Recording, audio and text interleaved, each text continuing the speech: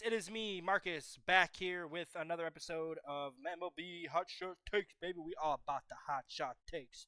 Hot shots. Uh, hot shots. Hot shots. Just getting done recording episodes 10 and 11 of the IWC podcast as we get ready for SummerSlam this weekend. But we had a trade deadline gone and past. I'm going to save the Yankees part for Sunday. To go over a little bit in more depth. But today we're just going to browse here and see all the trades that happened since last week. Probably shrink this into maybe a 15-20 minute video. So let's kick it off, and then we're also looking to grades as well while we're at it. MLB trade deadline grades.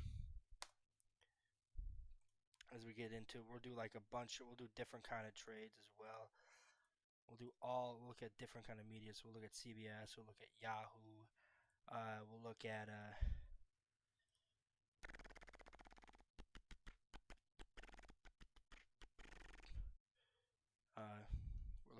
Athletic.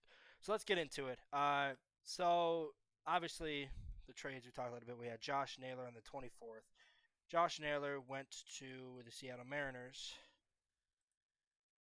for Brandon Garcia,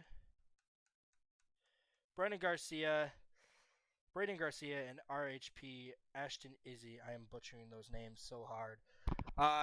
Good trade. Then we had the Jets. The Mets get Gregory Soto from the Orioles for pitching Wellington. I'm gonna butcher these. This one, Arcina, and our right-handed pitcher Cameron Foster. Then on the 25th, which we'll skip this because we'll talk about this in depth with the Yankees on Sunday. We had on the 26th, we had the Kansas City Royals trade for Randall Grichuk for Andrew Hoffman to the Arizona Diamondbacks. Again, we'll skip the Yankees talks. We will not talk about the Yankees moves only on Sunday. We have Detroit getting Chris Paddock and Randy Dobnak from Minnesota, who went on a selling spree. Minnesota traded almost all their players. And they got catcher Enrique Jimenez. Then we got, this is all on the 28th, so 3 days before the trade deadline, we had the catcher Danny Jensen going to Milwaukee for infielder, going to butcher this again, Yonder Nemo. Then we have the final trade on this day. We have the Tampa Bay Rays trading for Nick Fortes for, I think, prospect Matthew Etzel. Then 2 days before the trade deadline, we had one trade. We had Toronto getting Sir Anthony Dominguez for Euron Watts Brown, a rare in-division trade. Again, not going to talk about the Yankees. Then we have the Braves trading for Tyler Kinley for Austin Smith, so a swap of pitchers. Then we have the Los Angeles Angels and the Washington Nationals making a trade. The Angels get Luis Garcia and Andrew Chafin for Jake Eder, left-hander Jake Eder, and first baseman Sam Brown. Then we have Cincinnati getting the big third baseman, Brian Hayes, for Sammy Stafora and right-handed pitcher Taylor Rogers. So both Rogers were traded at this year's deadline, which is pretty cool. Because I think right after that, his brother was traded. Yep, his brother was traded right after that. Tyler Rogers would go to the Mets for Jose Bunto, right-handed pitcher Blake Tiddell, and outfielder Drew Gilbert. And then we had Seattle getting Caleb Ferguson. So Seattle had a very good trade deadline. They traded Jeter Martinez, right-handed to Pittsburgh. Then we had one of the big relievers go off the board. The big blue chip reliever Johan Duran goes to Philadelphia. Minnesota again selling their players. Getting a catcher Eduardo Tate, right-handed pitcher Mick Abel. Then we had the Mets going after getting the second big blue chip reliever and Ryan Hesley for shortstop Jesus Baez, right-handed pitcher Nate Dome, and right-handed pitcher Frank, I'm going to butcher this, Alessiet. Good pickup. The Mets, another team I have as my overall winner at the trade deadline. Then we have the Cubs going after Michael Soroka, which the Cubs are pretty quiet. I thought they were go big. Cubs will get Michael Soroka for Christian Franklin and Ronnie Cruz sending back the other way. Then we had Rafael Montero, right-handed reliever, to Detroit for infielder Jim Jarvis. Then we have a three-team trade. So right now, this is the funny thing is this happened during the game that he pitched against the Yankees. So like twice this has happened. A Rays player got traded during the game against the Yankees, which we'll talk a little bit more on that on Sunday. So the right-handed pitcher Zach Littell was traded and the Dodgers get left-handed pitcher Adam Sorinsky, right-handed pitcher Paul Jervis, and catcher Ben Rodvat, former Yankee Rodvat. Uh, Tampa Bay gets Hunter Ferdusha and right-handed pitcher Brian Valbell. So it looks like prospects going both ways, and the main pick was Zach Littell. Then we have Seattle getting the big one that we talked about. He could go potentially to Seattle. This is what I thought was going to get if the Yankees didn't get him with Seattle. Eugenio Suarez goes to Seattle. Arizona gets first baseman prospect Tyler Locklear, right-handed pitcher Hunter Cranton, and right-handed pitcher Juan Burgos. So a good return for Arizona. Arizona had a very good trade deadline getting all these prospects. Then Chicago would get Andrew Kittredge, a good pickup from Baltimore for shortstop Wilfrey De La Cruz, heading back to Baltimore. So that's a good trade. Then we have Boston getting Steven Matz. Boston tried to go big yesterday with Joe Ryan. They fell on their face. They end up getting Dustin May. Boo-hoo. Boo-hoo. St. Louis would get first baseman Blaze Jordan going back the other way. Then Houston had a good They had a good very trade deadline. Houston got Ramon Urias and right-handed pitcher Twine Palmer for Baltimore. Then we have Shane Bieber going to Toronto. Cleveland getting Carl Steven. This will be okay pick for Toronto. I don't think Bieber is as good as he used to be. Maybe, hopefully, a move to Toronto could really rejuvenate his career. Then we have the big one. San Diego last year got Tanner Scott. San Diego this year gets Mason Miller. One of the best, probably the best reliever out there outside of Duran. San Diego gets Mason Miller and J.P. Sears for a haul. Athletics get shortstop Leo D. Vries, right-handed pitcher Brandon Nett, right-handed pitcher Henry Baez, right-handed pitcher, I'm going to butcher this shit out of his first name, Ardoniel Nunez. Good pickup for San Diego. I don't know how good those prospects are going to be for the Athletics. Then Detroit, finally the Nationals trade Kyle Finnegan. They did not trade Mackenzie Gore, what people thought they would. I'm not surprised they didn't. He's the ace of the staff. He's going to be the future there. Detroit gets Kyle Finnegan for right-handed pitcher Josh Randall and right-handed pitcher R.J. Sales. Then Minnesota sells another player. Harrison Bader goes to Philadelphia for outfielder Hendry Menendez and right-handed pitcher Jeremy Valora. Then we have the Dodgers getting a move. Dodgers make a move for Brock Stewart, a small one, and they give up James Outman. So Minnesota, again, trading another player. Then we had Detroit getting Paul Suland from Cleveland for cash considerations. Detroit would also get Cody Hearer for cash considerations. We'll talk about that one in a little bit on Sunday. We'll talk about that on Sunday for the Yankees. San Diego, Freddie Furman. San Diego had a hell of a draft. Like, they had a hell of a trade deadline. They got to be up there as well as very good. RHP. So right now, right-handed pitcher going back to Kansas City, Ryan Burgett, and right-handed pitcher Stephen Kolek. Then we have another trade for Baltimore. Cedric Mullins went to the Mets for right-handed pitcher Ramon Gomez, right-handed pitcher Anthony Nunez, and right-handed pitcher Chandler Marsh. Then we had a big one, a reunion. Reunited and it felt so good. Carlos Correa is going back to the Houston Astros for cash consideration and left-handed pitcher Matt Mikulski. And it also came out reported that Carlos Correa will be going to play third base, so Jeremy Pena can remain at shorts.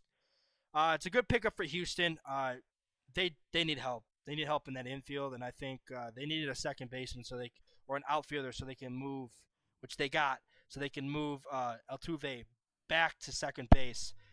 So then we got San Diego with another big move. San Diego got first baseman Ryan O'Hearn. I thought he was Ryan O'Hearn and Ramon Laureano for Baltimore in a huge package. Baltimore got left-handed pitcher Boston Bateman, infielder Cobb Hightower, infielder Victor Vergara, right-handed pitcher Tyson Neighbors, infielder Brandon Butterworth, great name, and right-handed pitcher Tanner Smith.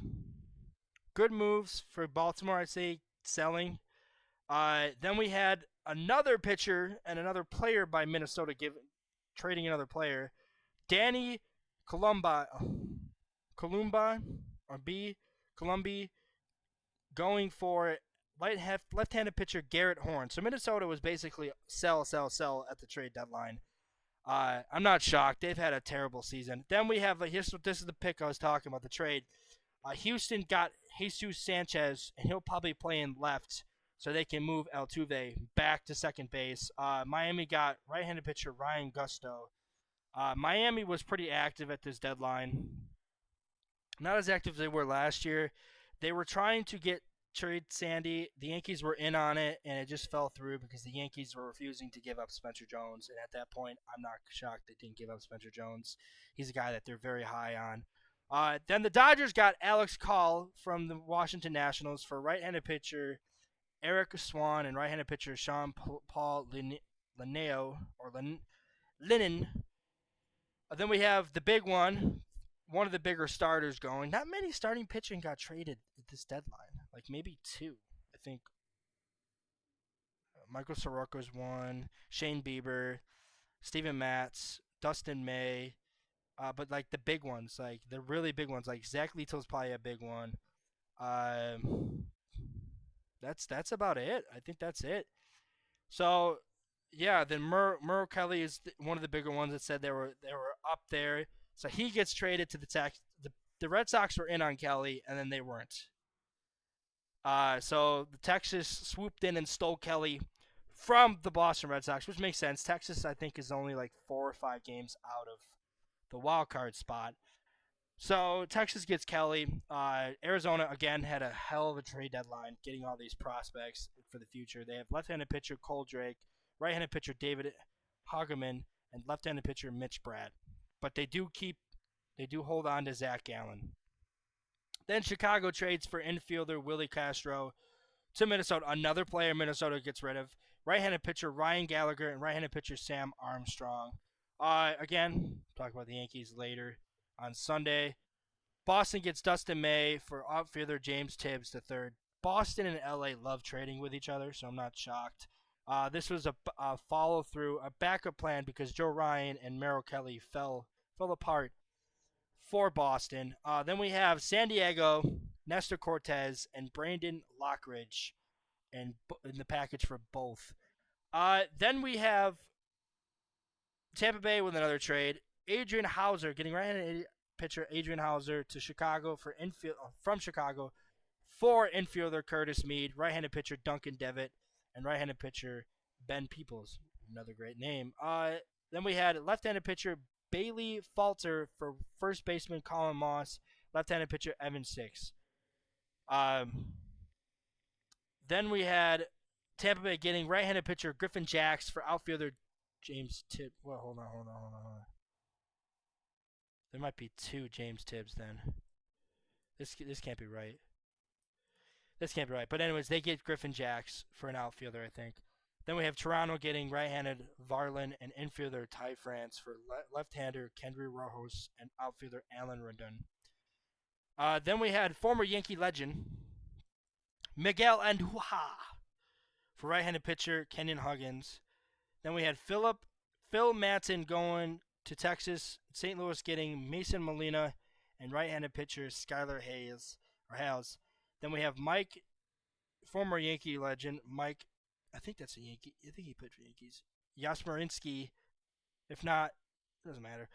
And right-handed pitcher Junior Marte. And then we had Shelby Miller and Jordan Montgomery for cash considerations. Then finally, to end the trade deadline, Charlie Morton for left-handed pitcher Micah Ashman.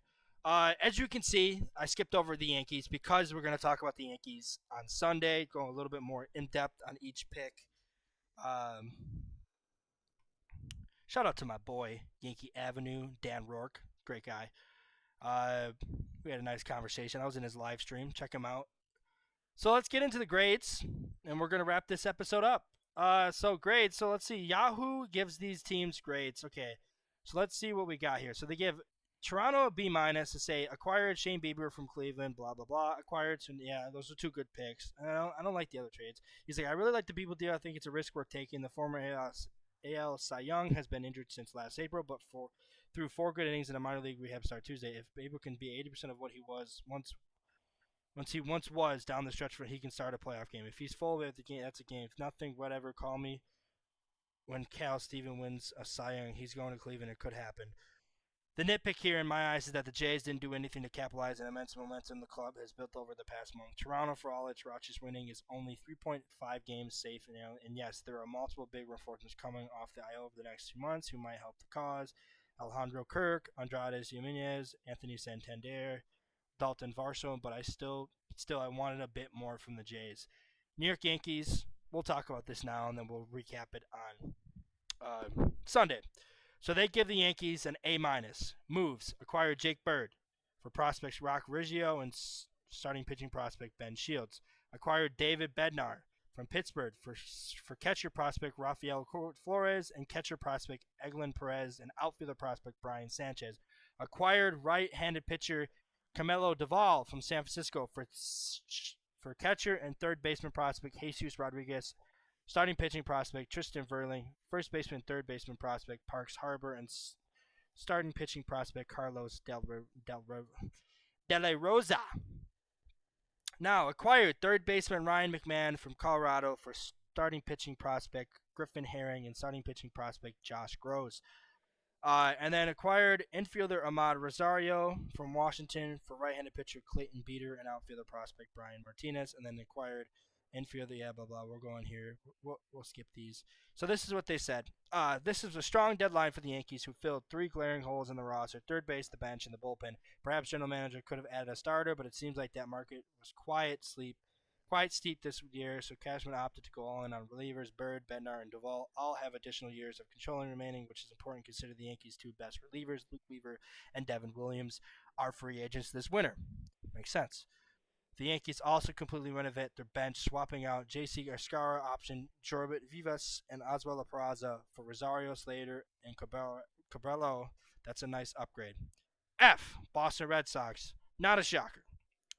They didn't have a good trade deadline, and they also traded Rafael Devers for basically chump change. Tampa Bay Rays, C. B plus for the Orioles. I understand they had a very good trade deadline, selling some players for some good prospects. Tigers, D. It's okay. Guardians, B. Again, some good prospects. Royals, C. They gave them an F. The Twins are currently up for sale. Apparently, so was their roster. Anytime you trade 10 players off the big league roster during a season in which you plan to contend, you get a big fat F, regardless of the prospects. Stealing away Correa, who Minnesota had hailed as a franchise cornerstone, was as deflating as it was shocking. What even is this team now? There are dark days ahead up north. A years-long winter of woe waits. C for the White Sox, A minus. I still think Houston should have gotten another starter. I don't trust their rotation, but I do like the A minus. From a Vi's perspective, no club has a sicker deadline. This was essentially team owner climbing a bar top, hoisting a handle of tequila into the air and screaming, "Guess who's back?" to a touring crowd. It was Ponche theater and transactional bravado. Does reuniting with Kara make this team? Probably yes. Considering that third baseman is out for a while, plus Correa is still only 30 and coming off a essential injury-plagued 2024, there's juice left in this preferable lemon, and you got to think he'll be rejuvenated by the move back to the team that drafted him first overall back in 2012. Yeah, okay. A minus Seattle. They get Suarez, they get Josh Naylor, they get Caleb Ferguson, they get the players they want. This might be the best offense Seattle's had since the team won 116 games in 2001. Adding Suarez and Naylor gives them an opposing top 6 that also includes J.B. Crawford, Julio Rodriguez, Randy Arozarena, and Cal Raleigh. President of the baseball operations, Jerry DePoto, caught some much-deserved flack a few years back for insinuating that he's content to build a team that wins 50% of its games. This deadline was a refreshing departure from that ideology the Mariners are going for. Texans Rangers, C. acquired Danny. So I like their picks. They acquired all pitchers. To be fair, the Rangers were in an odd spot entering the deadline. This team has one of the best pitching staffs in baseball. A bunch of famous, well-paid hitters who aren't hitting because Texas is kind of stuck with that position player group. It opted to improve on the margins by adding arms. Kelly gives the Rangers night depth at Sorrento, Colombi, and Matten should help the pen, but what this team really needs for is veteran sluggers to wake up. Can't be acquired via trade. Angels get a C minus. Athletics get an A because they got a haul. Mets, one of my three teams. They're one of my three teams that won the trade deadline. A very good trade deadline for the Mets. They're gearing up for a run. Same thing for the Phillies, getting Duran, getting Bader. Those will be massive for their bullpen and offense. Marlins get a B plus. They tried to trade Sandy, like right here. Miami chose not to trade Sandy, but both of whom were heavily mentioned in rumors all last month. Without knowing the details, I like that decision. It shows me the president of baseball operations, Peter Bendix, isn't out here to trade for the sake of it, which kind of makes sense. Like it's go big or go home, bust on the prospects. So they wanted Spencer Jones, they weren't going to get him, so they just weren't going to accept Jason Dominguez. Uh, Atlanta Braves get an F. Nationals get a B. I think the Nationals did a very good job. Brewers, they give the Brewers a D plus. Okay. C plus for Chicago. They said they didn't really do much. B plus for Cincinnati. They made some improvements. Uh, Cardinals get a B plus. Pirates get an F for getting basically no one.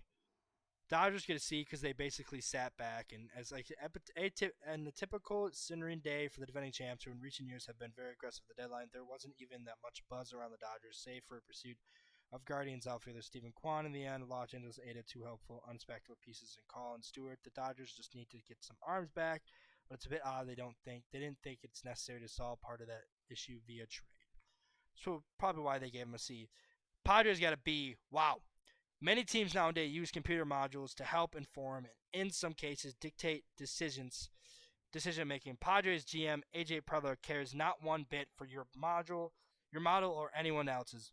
Once again, the freewheeling executive swung a headline deal for the All-Star, gave up a bounty and prospect capital to do it. I think giving up DeFries for reliever was a mistake, though it appears San Diego might be planning to move Miller back to the rotation next year. I can see that. But nor now, the flamethrowing closer gives the Padres a dynamic bullpen capable of knocking off the Dodgers in October, which is the whole point of this anyway. And don't sleep on the herd. Ronald deal. Those guys are having both having splendid offensive seasons, and the top heavy Padres lineup was in desperate need of reinforcements. C minus for the Giants for sure.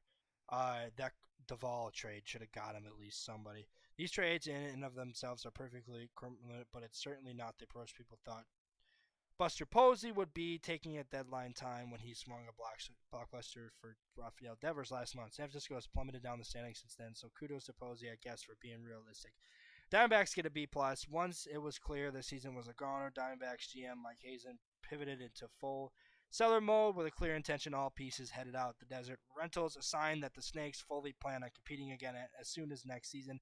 The only notable player to stay was starter Zach Gallen, whether that's because Arizona couldn't find a match or because they plan on hanging on to Gallen, extending him the qualify offer is unclear at all. This was a well-run deadline by the D-backs, and a B for the Colorado Rockies. So that's the grade for Yahoo. Let's see the grade for CBS. So CBS gives Arizona a B, Atlanta a D, Chicago a C. Let's see, put this over here for you guys.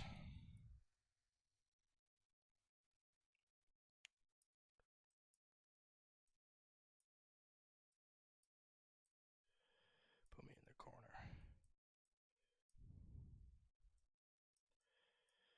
All right, and let me just.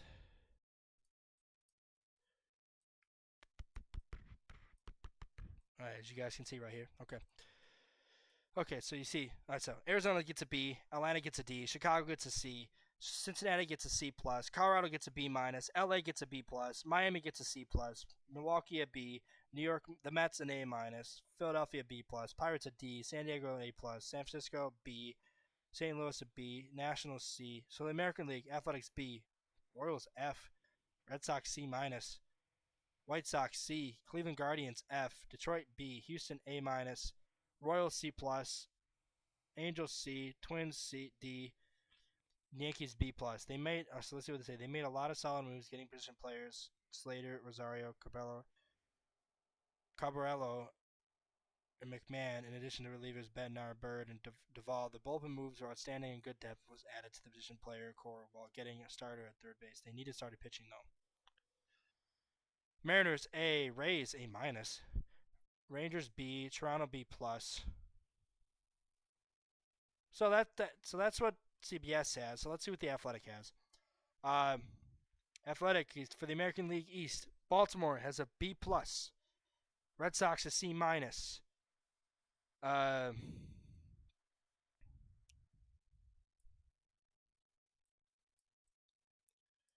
we go. Yankees a B plus. Yankees acquired. Yeah, it's probably talking about how they needed starting pitching. B minus, B, D, C, B, B, B, B plus, B minus, a D, an A, a B plus, a D, a C minus, an A. So we're in the National League. So they gave a D, C minus, C, A minus, C, C, B, C plus, B minus, C plus, a B minus, a B plus. Someone's sucking the dick of the Dodgers. An A for the San Diego Padres, and an A minus for the San Francisco Giants. So it looks like the Athletic didn't really grade hard for some of the teams as CBS and Yahoo did. So that was the trade deadline. We're going to a little bit more depth of on